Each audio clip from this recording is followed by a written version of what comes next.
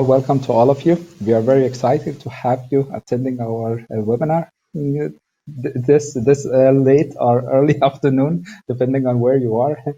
And we are equally excited to present our ADA solution and platform. Before we go and jump into our webinar, I would like to do a small introduction to our team. My name is Sami Mir. I'm the head of advanced analytics and AI here in Denmark. And with me, I have my colleague Mark and Deepa, who are actually the co-founders of ADA Solution and Platform. So Mark, maybe you could do a small introduction of yourself. Yes. So I'm Marcos. I'm the global CTO for AI within Sogeti, part of the Capgemini group. And I'm based out of the Netherlands. But I'm working globally. So to you, Deepa. Thanks, Mark. Thanks, Samay. My name is Deepa, and I work at Sogeti Netherlands, and I lead the AI Center of Excellence here. Thank you, guys. So before we jump into our webinar, as a data scientist, I think one of the limitations of applying some of the machine learning and deep learning algorithms has always comes down to the data itself. And these limitations are comes from regulation, for instance, the GDPR, where we are not allowed to identify consumer or work with the consumer data directly. It also could be that the data that we would like to use in our machine learning algorithms are very sensitive data, and the organization may not be willing to make that data available for us. And on top of that, that any kind of violation to such data itself will also lead to financial fines. And as we know, within Europe, it comes down to 4% of a company's annual turnover, or 20 million euro, which is a lot of money. And then, if we would like to have a good performance of our AI algorithm itself, then we also need a lot of data, a lot of historical data. And all those things may not be readily available to us. And that's why that sometimes we may not exhibit the value of machine learning in AI to the organization itself. And that's where the concept of ADA really comes in. And I know that one of the solution that we have seen within the market is to anonymize data itself, right? And we have been doing it quite some time. So Deepa, what are some of the limitations of the current setups of anonymizing the data? Yeah, so of course, data anonymization is one of the ways we can actually bypass all of these restrictions around data because GDPR allows us to use anonymized data insofar as it cannot be traced back to an individual. So you cannot be able to re-identify a person in an anonymized data set. But what we find more and more is that this is not a foolproof solution, because you can actually use certain machine learning techniques to be able to re-identify people within anonymized data sets. So this poses a problem because, as I mentioned, GDPR does allow for anonymized data as long as you cannot re-identify people. So clearly we need a smarter solution around this, a more secure solution, and that is why we created ADA. So what ADA really is, it stands for Artificial Data Amplifier, and it's really a synthetic data generating solution. So we use AI to create synthetic data that looks and feels like your real data set. So it does this because it uses AI to map out the underlying patterns, the relationships, the distributions of your actual data sets. And that it creates really good quality synthetic data. And we can do this for all types of data. So images, structured data like tabular data, or unstructured data like text. And this really creates a good quality synthetic data that you can then swap out or boost your existing data sets to accelerate your AI model development. And of course, as I mentioned, because it's synthetic data, it cannot be reverse engineered. to identify a specific person. So it's much more secure and much more ethical. And if I go into a little bit more in depth, how does it actually work? So we can't create synthetic data out of nothing. We actually need a sample of the actual data set, which we push into our ADA models to learn and to map out.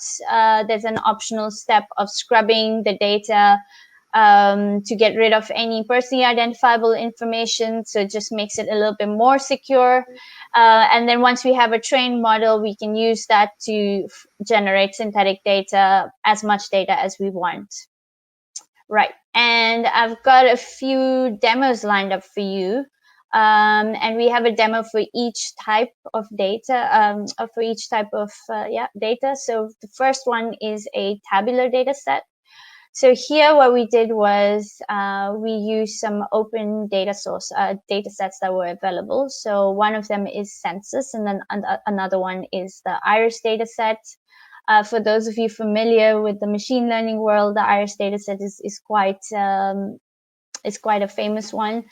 So what we did was we took these open data sets, we fed it into ADA, and we created synthetic data out of that. So in the first video that I'd like to show you is a quick little demonstration. We created a front end using Microsoft Power Apps.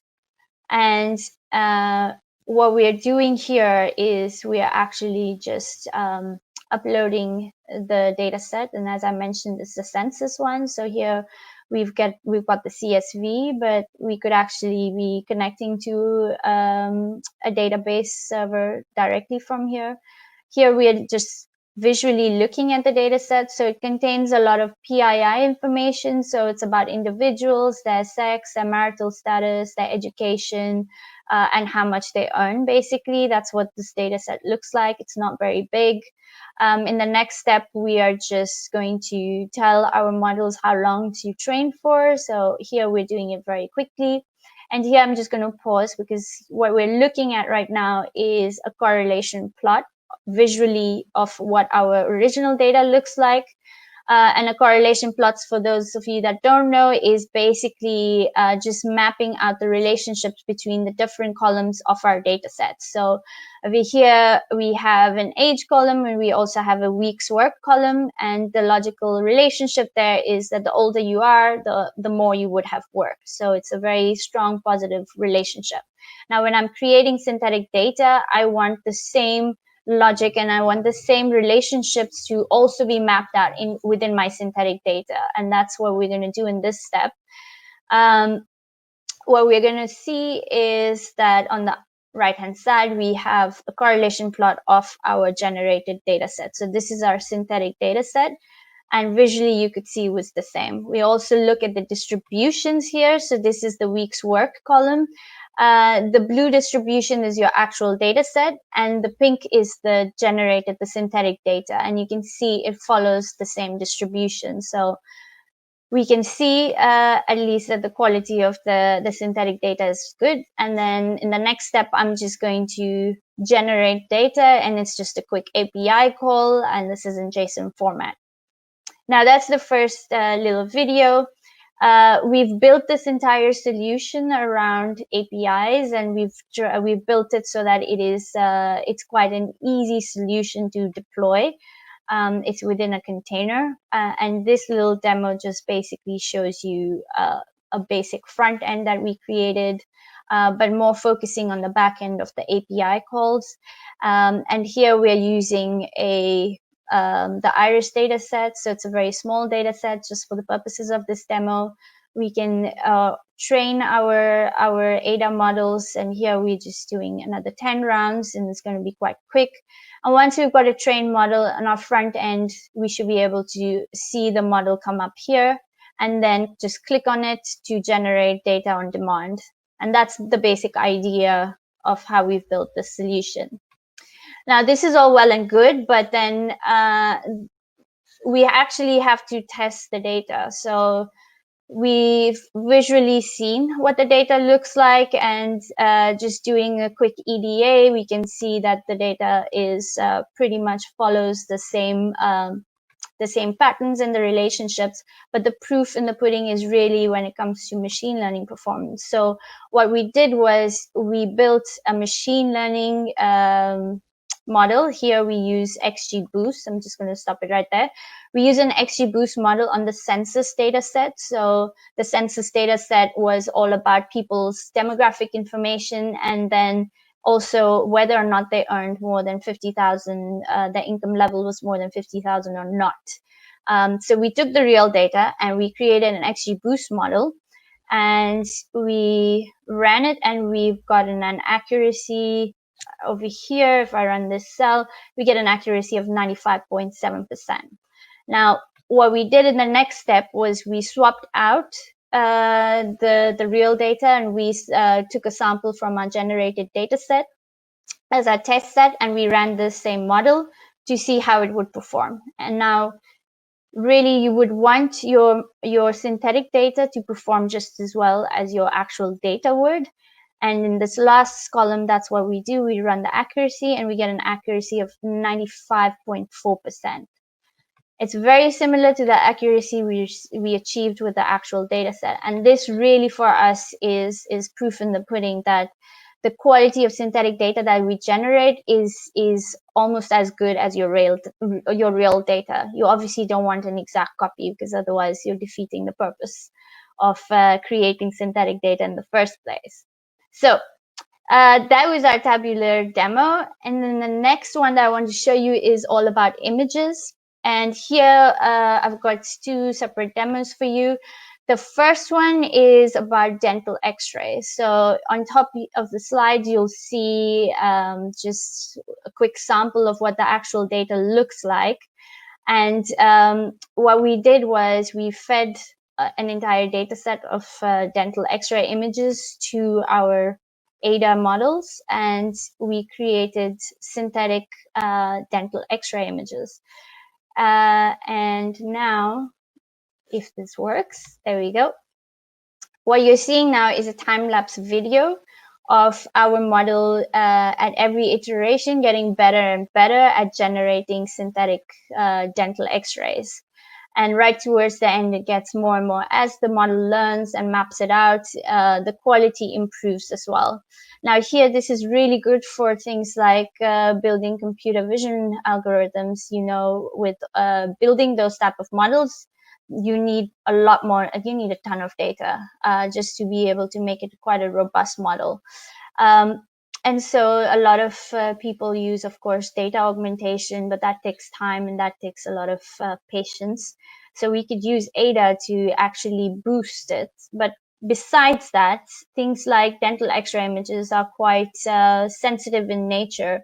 So to acquire a big enough data set, you need to go and get the consent of people that actually have, I mean, the people that own these images. But if you use synthetic ones, it gets rid of all of those consent issues and privacy issues.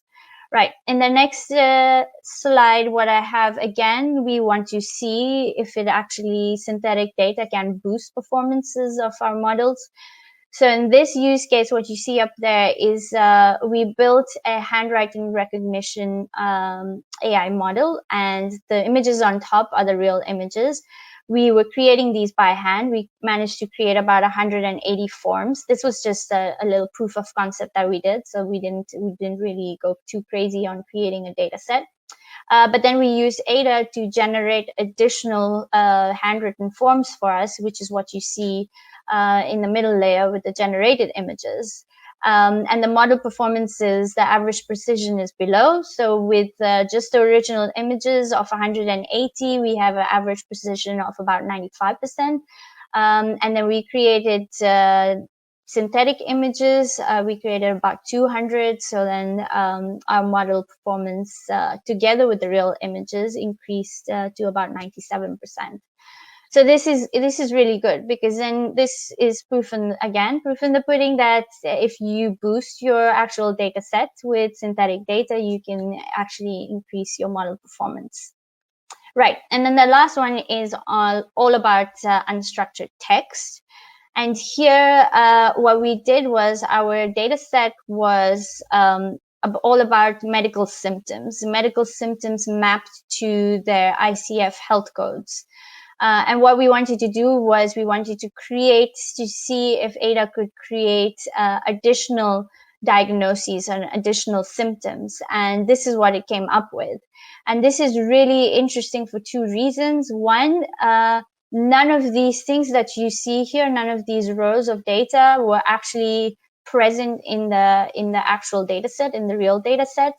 Of course, we didn't train our models for too long, so the ones highlighted in red are really crazy ones and make no sense.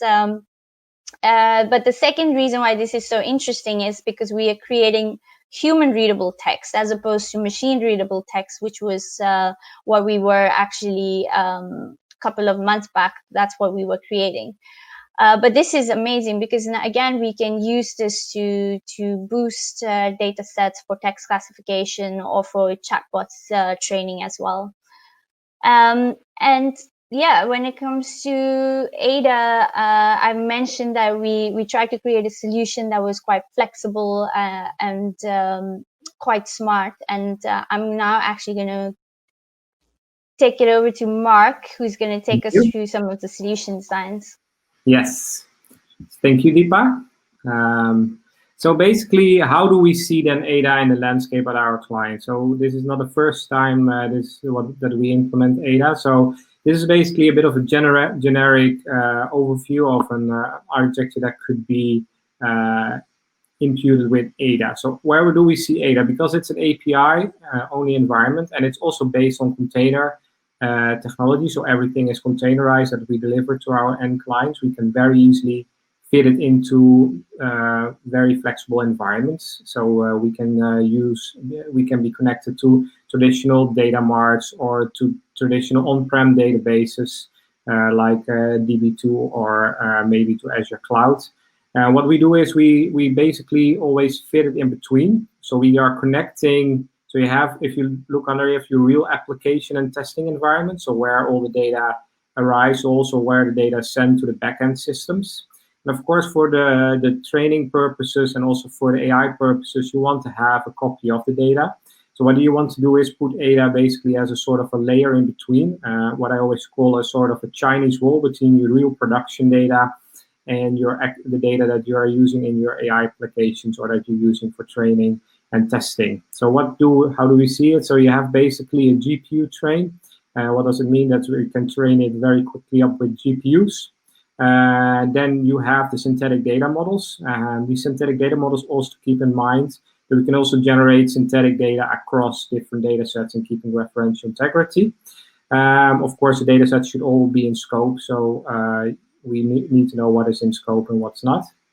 And then after these data sets has been generated, we can either expose so some of our clients are asking basically to give them a golden copy back of the data, basically generate a second copy of your customer data. But especially if you go in more bigger environments, I'm now talking to a couple of clients who have above like 300 terabytes per database. You rather maybe want to have an API environment, so you can do an API request and request a copy of the data, and this data then will be supplied to you as a service in that sense. So you can just only do an API copy saying like, of an API call, I want to have this part of the data, I want to have a copy of this, give me a copy of that. And then it generates it on the fly. And then you don't have to store it twice, basically, because you don't want to store your whole data warehouse twice. So if you go further, this all looks maybe sometimes a bit magical for a lot of our clients. So that's why we also always add use cases to our slide deck, just to show you how we are using Ada at our clients at the moment. So I thought the use case would be here, but somehow they're not in there. So never mind. So I will just talk through you about the use cases. There they are. Thank you. So they're a bit mixed up. First of one of the use cases, Deepa already went through it with you. It's about generating dental x-rays, but we also, of course, created document data there. We also created hospital discharge data. What does it mean? This is basically tabular data where we are creating a copy of medical records, so structured medical records in tabular form. This was done all for Försäkringskassan. I probably pronounce it wrong if there are Swedish people in the audience, but it's the Swedish National Health Insurance, and it takes care of all the health insurance and also the communications with all the hospitals in Sweden. So it's quite, they want to be even better than, they want to have more strict rules on using data even than GDPR. So if you even already want to touch the data, you need to have fully background check as well. And also they tried a lot of anonymization tooling and it was not enough. And we showed them how they could start leveraging data like CT scans, like documents, and like tabular data with the use and with the help of ADA. It's not only, this is one of the biggest use cases that we have done. But yeah, we are doing much more also. We are doing this for financial services and also, for example, for auditing firms that have quite sensitive data as well. But the biggest advantage of using ADA is to basically get a risk-free scalable data set. So that does mean is that you can be fully GDPR compliant.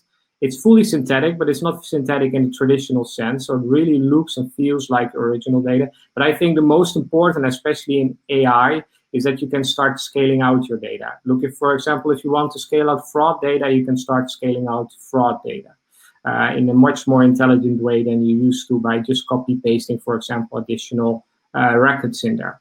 And also the data sets are completely interchangeable. And I think that's also one of the most important things to remember. The data is interchangeable with the real data. So you can start using it for creating AI solutions that just perform as your original data without actually having the data, the real data. So you guarantee privacy also of your end customers, what is also very important. And what was already mentioned in the first one, if you don't comply to GDPR, this can have risk of fines, very big fines. But I think when I'm speaking to a lot of our clients is that is not even the biggest case, but I think the biggest case also, you will also get a very big reputation damage when you are using data in the wrong way. It's also fast delivery. So what do we mean with that? Is because we are taking the whole data set into account, we can very quickly start generating synthetic data, synthetic copies of data. Anonymization can take ages to first find all the PII information, then start masking it, and then doing it again and again and again. What we see with ADA is you can just take the whole data set and start generating and maybe already have what you already saw in Deepa's example. Within a couple of minutes, we can already have a first copy of the synthetic data. Of course, we want to train it more to become better. It takes a bit more time, like a couple of hours to generate a copy, but it's much faster than looking for all the PII information in there. And it just also can be very easy implemented. So what do we mean with that? A lot of the solution that we are also in, when I come into our clients, they are very complex environments. We're not talking here about one SQL database or one DB2 database. These environments are very, very complex. So they can be either SAP, they can have SQL, Oracle, but also a combination of all of above. They can have mainframe systems, they can have data lakes. And because ADA is so flexible in ingesting all types of data, like image data, like free text and tabular data, it's very easy implementable at our clients as well. So I think these are basically the unique selling points of ADA for all our clients, in the sense that all our clients are really like these four different unique features. So, and then we are finished almost, and we are probably going to open for questions. Are there any questions so far? I'm maybe handing it over to Sameh as well. Yeah. But I think one of the questions that probably our audience would like to have is that, we discussed about how difficult it is to re-engineer back to the original data set, right? And so how do you explain that to our clients? And that have you done any tests around the re-engineering part of it, or so how do we basically mitigate that risk? Yes, so for the so we can guarantee almost complete that it's not reverse engineerable. First of all, ADA is a one-way street, so you cannot start regenerating the original data like anonymization can, because it uses AI and basically learns. It's like you learning to draw a cat. It will never be the exact same cat that I will draw if I give you examples. And that's also how ADA learns. So it will only use noise. If there is real data in there, the whole system will alert us on the back, and we won't continue. But that will never happen because there is a hard stop on that it doesn't generate real data. We need to keep in mind, but that's even with randomization of random creation of data sets, is that we see if you start generating data also randomly, that can, of course, you can generate by accident a real person, especially if it's a common name combined with a common street name. But also ADA has a built-in PII identifier, and we can also basically disregard certain columns not to be generated at all and be excluded at all. For example, for AI, maybe street name is not relevant at all for creation of your AI models.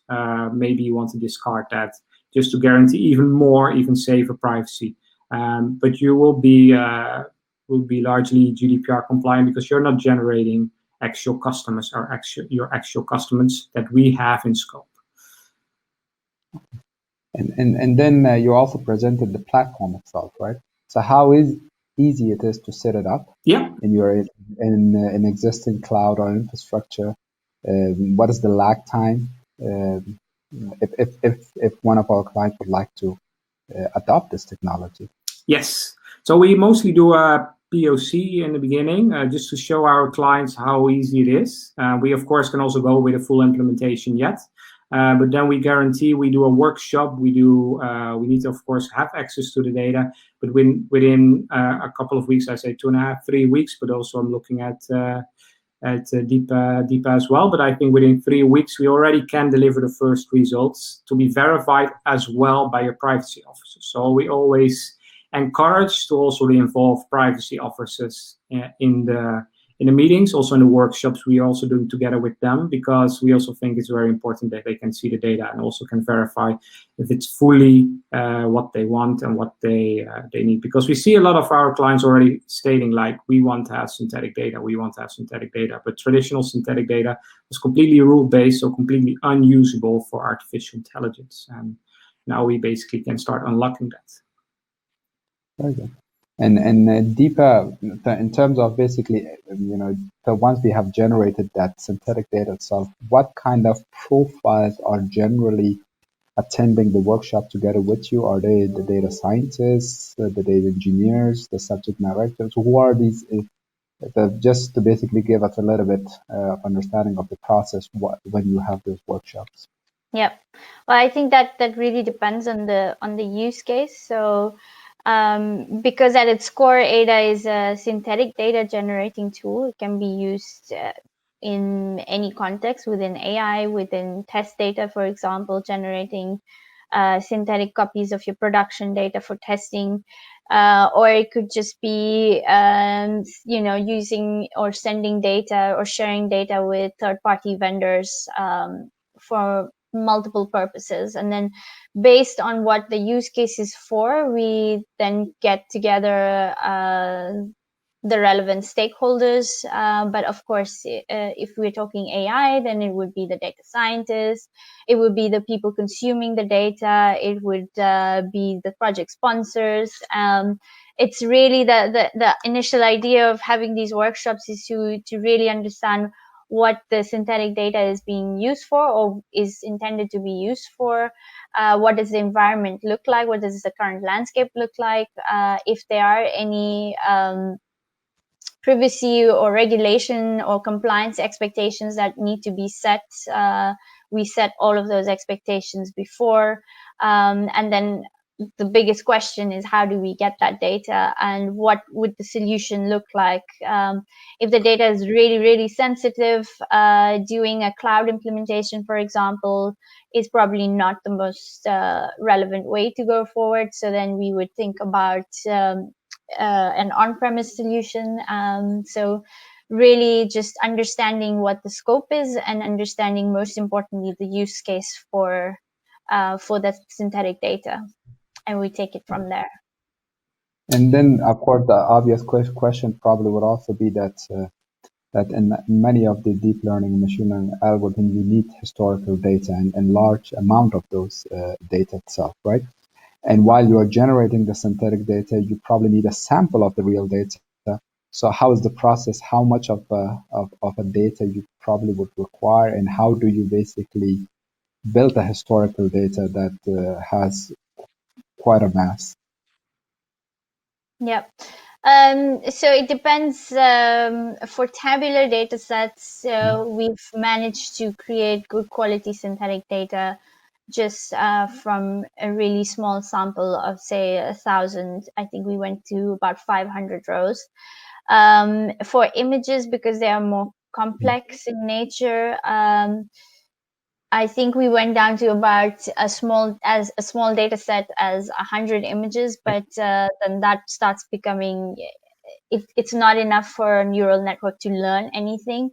So we always advise with, and I think, Mark, you can correct me on this, I think it was 500, which was, or 200, 250.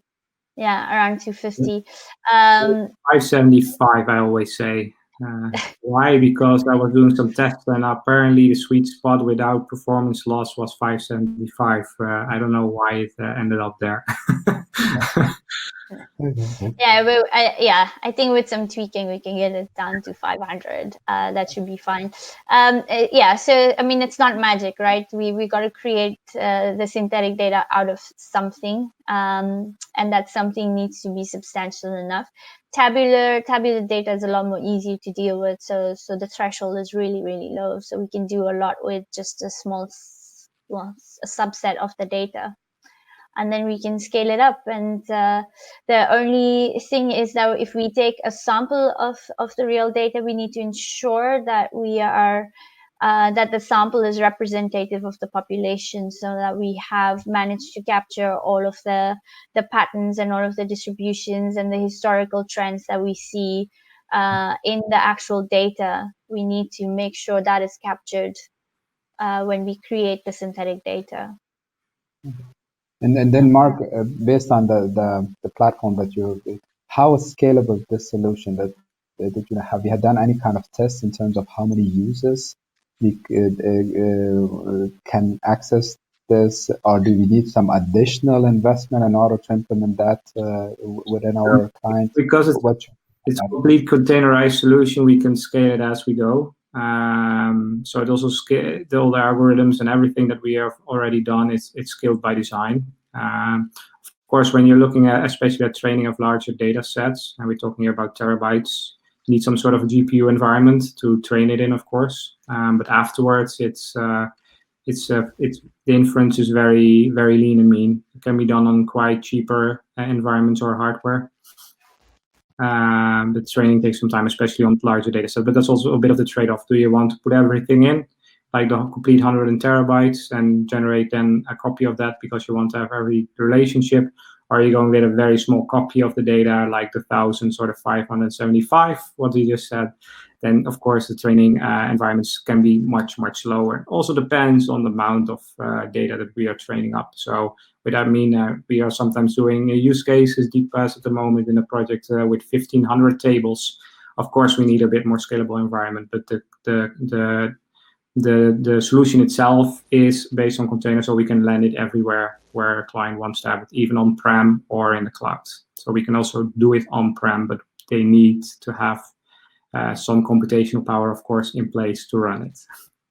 Okay, so in short, that there is are there any differences between deploying it at on-prem or in cloud? Yeah, so on-prem versus in cloud. On-prem requires in general a bit more implementation time.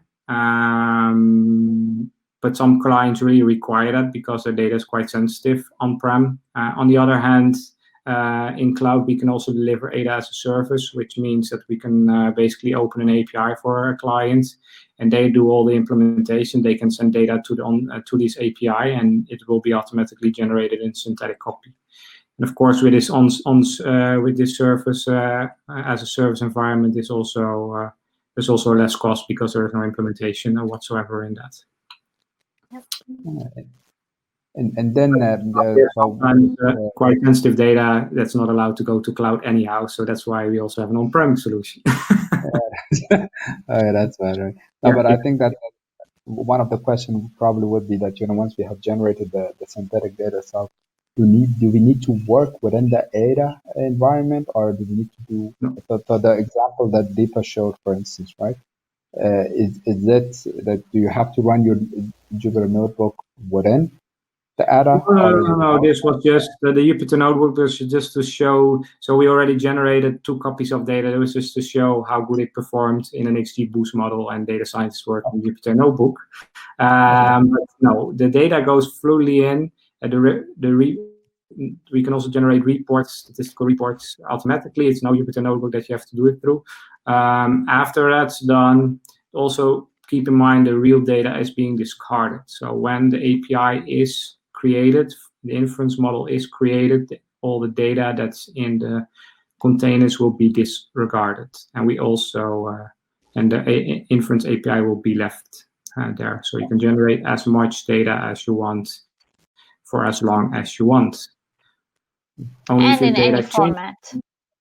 And in any format, yeah.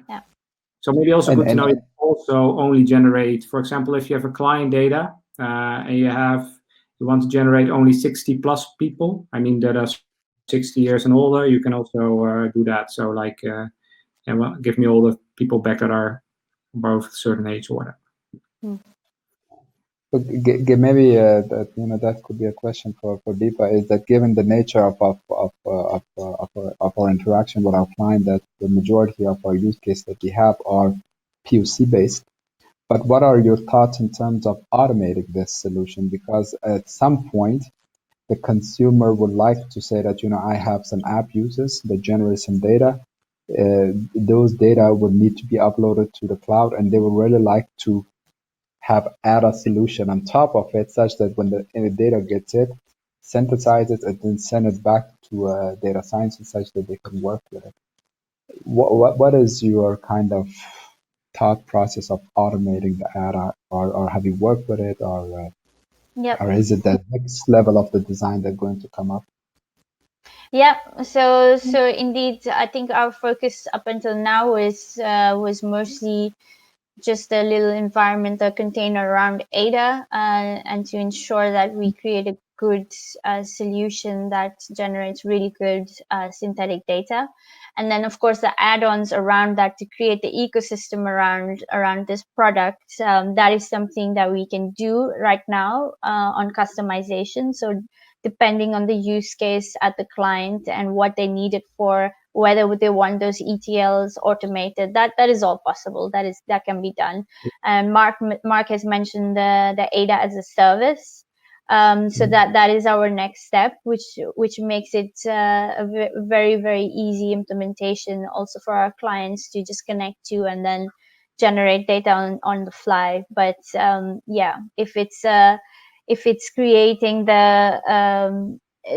making it fully automated, that is as of now we are not really focusing on that yet, but we do it as per use case basis. So currently I am on a project where we are automating just the last step to deliver the data to the right environments. And then I think the final question probably would be that, if, of course, if they would like to know more about this solution, they can always contact us. But are there any homepage that they can go to learn more about the ADA solution, or is it there are some events or anything? That's question both for both of you, at least. Do you have any link or homepage or anything to say that, looks so exciting, I really want to know more about it, right? Yeah, so we run also additional webinars, quite similar to this one. So you can also rewatch them. But I think this webinar is also being recorded. I see a recording button, so it's recorded. And also we have a website, sogeti.com/ada, where you can find more information. And we can also, of course, send all kinds of information over. Also, because it's developed by Capgemini and Sogeti, it's we also have all the knowledge in-house, so you can also get in contact directly with me or with Deepa if necessary. Then we can also talk a bit more technical about the whole solution. So basically, the two of us really were involved in all the neural nets, etc. So we know everything about the solution there is to know. Well, I think that's good because now we have both of you as the co-founder of this solution, so and you guarantee that this solution is scalable. You cannot re-engineer it back No. to find those sensitive data itself.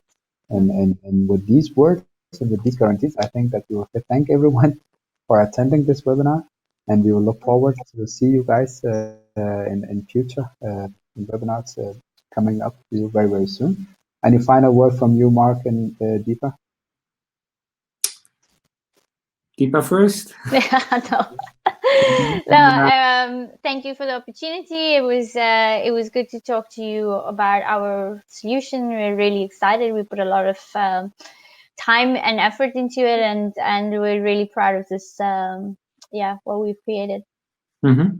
Yeah, I also want to thank everybody. I also want to thank and also want to give one last remark is that we also actively at the moment also speaking with our clients about data sharing and then using ADA.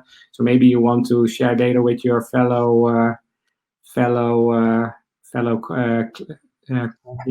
competitors to make even better use of maybe medical records or financial data where you want to use the general public. Please also get in touch with me because I'm more than glad to help there as well, also from a personal point of view. Yeah, and I think that given that some of our clients are very working within marketing and in pharma, I think they will be really much appreciated for our ADA solution. But with these words, thank you for your time, and then see you in one of our future events coming to you very soon. Thank you. Bye-bye. Bye. Bye. Bye-bye.